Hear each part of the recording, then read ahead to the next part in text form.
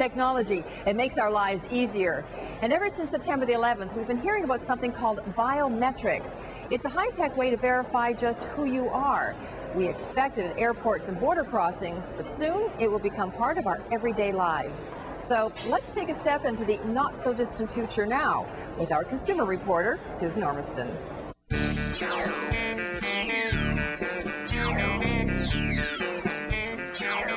It's in your eyes, your face, and your fingers. Things that make you distinctly you. And in the future, you could be scanned and sampled all day. It's not so fictional, it's not so distant. It's a lot closer than you would think. To show you, we've created a fictional day, my day. Workout time, and I'm about to encounter my first biometric at the fitness club. There's no pass card anymore. Instead, this machine measures my hand. It's measuring 90 different unique characteristics of a person's hand. For example, it might measure the density, the thickness of your fingers, the thickness of your hand, the length of your hand. What it doesn't do is it doesn't measure any palm prints or fingerprints. If I match, I get in. Convenient and quick. Biometrics has promise for us as a consumer. It has a convenience factor. It has a security factor. Biometrics has been coming for 20 years, but concerns about privacy and accuracy have kept it largely out of the marketplace. September 11th may change that. There is going to be a clamor for biometrics in the areas of passport control, anti-terrorism, etc. George Tomko is a consultant and an innovator. He owns 12 U.S. biometric patents. What they're ideally suited for is the commercial environment, where you have a much smaller population or what's called a one-to-one verification. Example, I'm off to work, where I used to use a pass card to get in. Now, it's all in my eyes. Please look into the mirror. What it's looking for is the contour of the iris itself. It's looking for specific pigments, it's looking for specific troughs. If you were to look at your eye under a microscope, you would see that it's not a smooth surface. It's actually almost looked like the moon. RICOM markets iris scans, considered one of the most accurate biometrics. Statistically proven, mathematically supported, that they have found that there are no two irises identical. Even your two irises are different and distinct. Identification is completed. Some Canadian companies already use this today. Tomorrow, you might find it in a store. Look into a mini camera to authorize your purchase instead of using your credit card. We see somewhere between 6 to 12 months you start seeing it pervasively in the consumer retails. Okay, I'm at work, ready to log on to my computer. Forgot my password? Never mind, I don't need it. My computer's set up to recognize my face and only mine. One look, and I'm in. Hello, Susan Ormiston. Good to have you here. What it's measuring is the features around your eyes and your mouth are unique to people.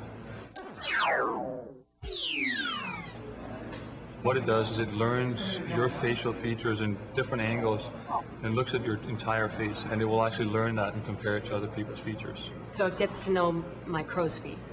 It gets to know everything about your face. And once it knows, how reliable is it? Can I trick it?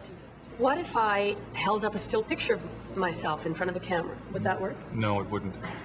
We do something called the liveliness test, where we actually detect the movement of your face, and the movement of the picture is different from the movement of a live person. This technology could be used anywhere you use a password, and it's commercially available now. Hello, Susan Ormiston. Good to have you here. Hello, Soren Fredrickson. I am very smart. Next, I'm off to the doctor's, a walk-in clinic. I don't have my records with me. In the future, that won't matter. Have you been here before? Is this your first time? First time. If I were the doctor in this case, I'm using my fingerprint to protect access to information. So I have medical records here, and I want to get access to those records. I press the button to try and access the database. It prompts me to present my finger to the system, and the records are displayed. Colin, the whole idea of giving up one's fingerprint has a pejorative, a sort of criminal sense attached to it. How do you protect my fingerprint? We don't store the fingerprint. We combine the fingerprint with some information that identifies you to the system. We encrypt it. It's not stored in a database. That's important because by now I've had my hand measured, my iris mapped, my face analyzed, and my finger read. I'm feeling a bit exposed.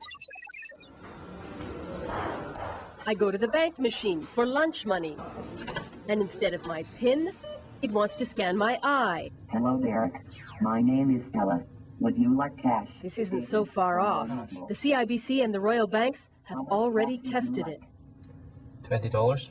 The key issue in privacy with biometrics are the secondary uses of those biometrics for purposes that the individual or the customer did not agree to.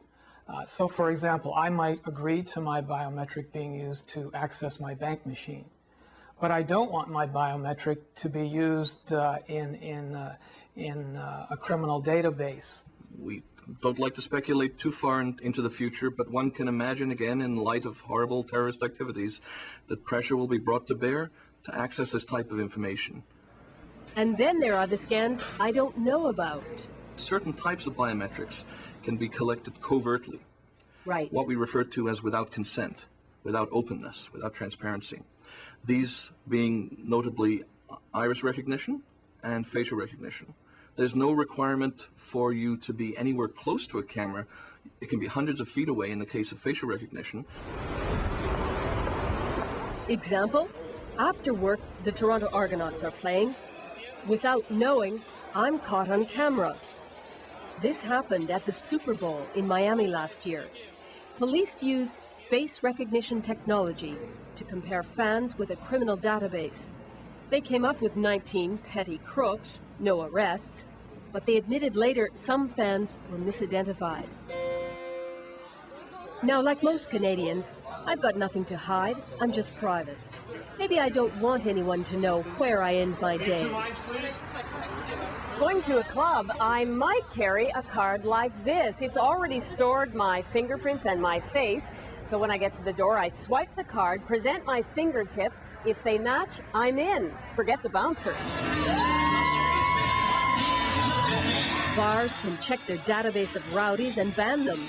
Nightclubs in the Netherlands use this. The biometric cards could also pay for and record what I drink and how much. Someone may want to know that. So, And as a consumer, you should ask some hard questions. When companies come to us and say, we now have a new biometric system, will you enroll? We need to ask questions about what they'll do with the data. We need to ask questions about how they'll use the data.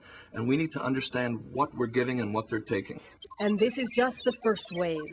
My day's done, but look further into the future and listen. I believe that within a decade to 2 decades, it's probably going to go to DNA, because the DNA is the most accurate. And when we get the cost down and the speed of analyzing this DNA, it will be the biometric of choice of everyone. Remember, it's not so fictional, and it's not so far away.